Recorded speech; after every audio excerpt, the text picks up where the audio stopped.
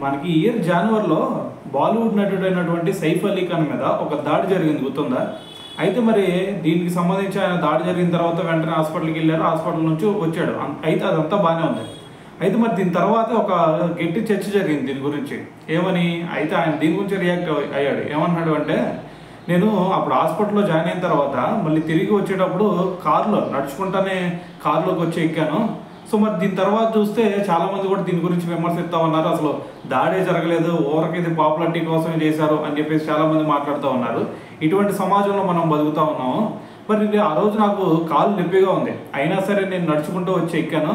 అయితే మరి ఈ సమాజం, నేను వీల్ చైర్లో కానీ లేదంటే కుంటుకుంటా ఈ విధంగా కనుక వస్తే అప్పుడు ఈ సమాజం యాక్సెప్ట్ చేసింది అనుకుంటా.